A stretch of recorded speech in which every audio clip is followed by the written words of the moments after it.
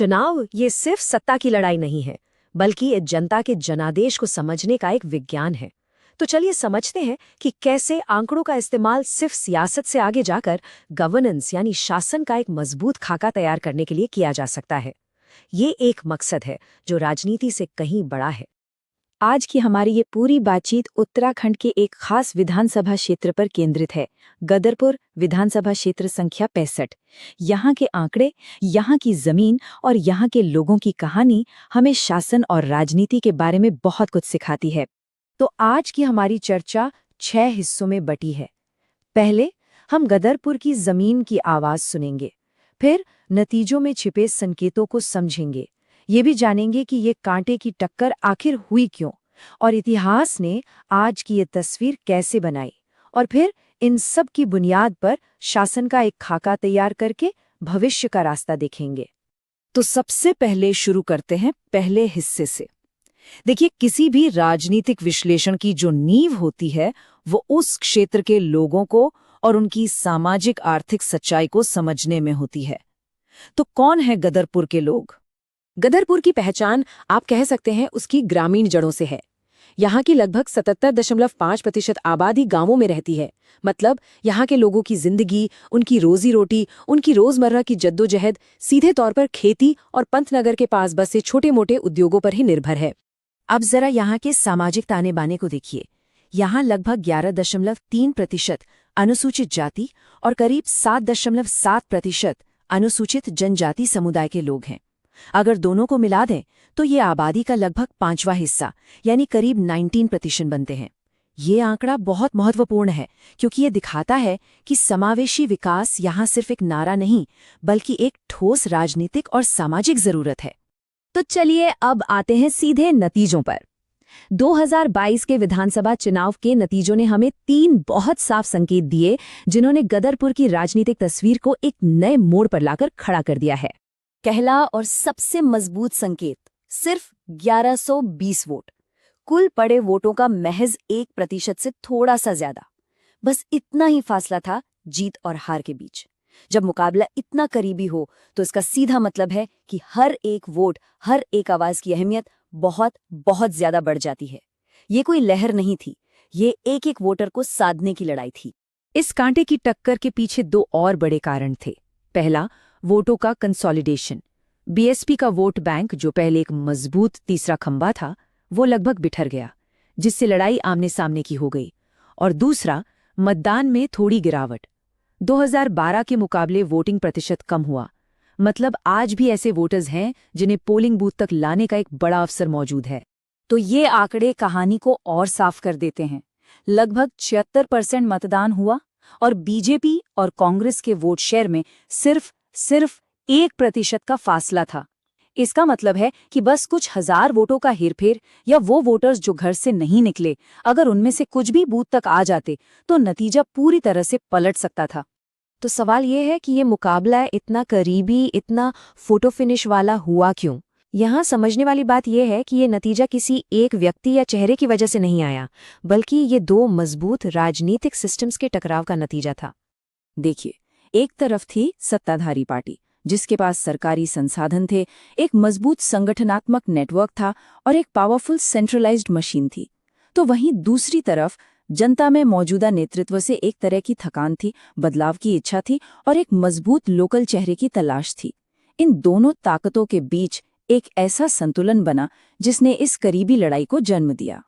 तो असल में ये क्लासिक लड़ाई बन गई थी। एक साफ छवि वाला, जमीन से जुड़ा हुआ लोकल चेहरा और उसके सामने एक बहुत बड़ी सेंट्रलाइज्ड पार्टी मशीनरी।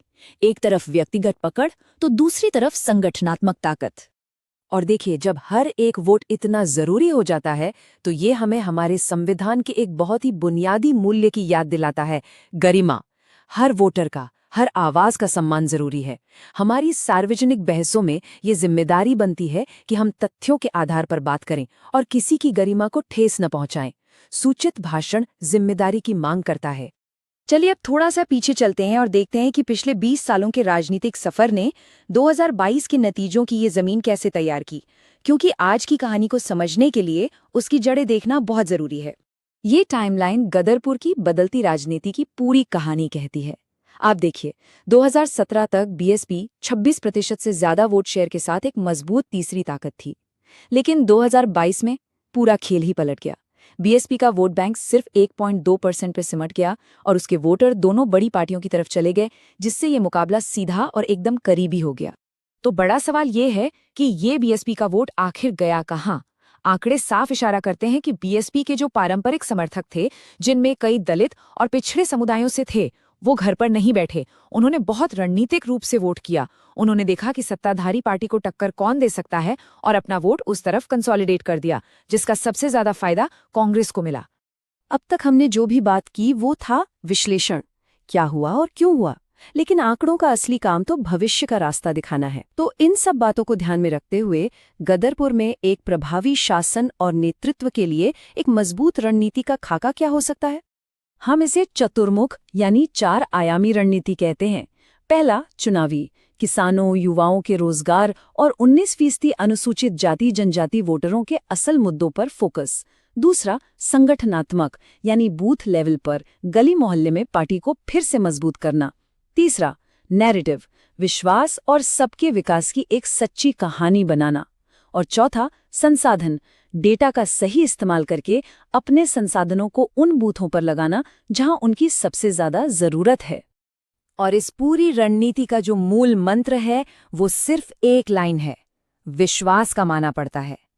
ये विश्वास खोखले नारों से नहीं, बल्कि एक साफ छवि, किसानों की चिंता और बेरोजगारी जैसे असली मुद्दों पर लगातार काम करके ही कमाया जा सकता है। और आज के डिजिटल दौर में विश्वास बनाने का एक और बहुत बड़ा पहलू है। जब आप वोटरों तक पहुंचने के लिए डेटा का इस्तेमाल करते हैं, तो भारत के डिजिटल पर्सनल डेटा प्रोटेक्शन यानी डीपीडीपी कानून के तहत उनकी प्राइवेसी और उनकी सहमति का सम्मान करना विश्वास बनाने की नींव का एक बहुत ही अहम हिस्सा है। तो अगर हम जमीन पर उतरें तो लोगों की असल तकलीफें क्या हैं? बढ़ती महंगाई, जो खासकर ग्रामीण परिवारों की कमर तोड़ रही है, युवाओं में बेरोजगारी, स्कूल और स्वास्थ्य जैसी सरकारी सेवाओं में कमी और बाजार और मौसम की मार से परेशान किसान। कोई भी लीडर इन मुद्दों को नजरअंदाज करके आगे नहीं बढ़ सकता। अब हम अपने विश्लेषण के आखिरी पड़ाव पर हैं। इन सारे आंकड़ों, इतिहास और रणनीति को समझने के बाद गदरपुर के लिए आगे का रास्ता 2 बिल्कुल अलग-अलग रास्तों के बीच एक चुनाव की तरह दिखता है। तो आखिरी और सबसे बड़ा सवाल गदरपुर के सामने यही है, बंटवारे का रास्ता या विकास का? आंकड़े दिखाते हैं कि ये क्षेत्र एक छुरी की धार पर खड़ा है। क्या भविष्य ध्रुवीकरण की राजनीति से तय होगा, या फिर सभी समुदायों को एक साथ लेकर चलने वाले विकास के एक साझा विजन से? एक टिकाऊ जीत और सार्थक शासन की नींव दूसरे रास्ते पर ही रखी जा सकती है। If you want to become a people-centric leader and uplift your constituency, get in touch with blueprintstrategies.ai at mgr@blueprintstrategies.ai or call 080-4204-1602. Purpose Beyond Politics.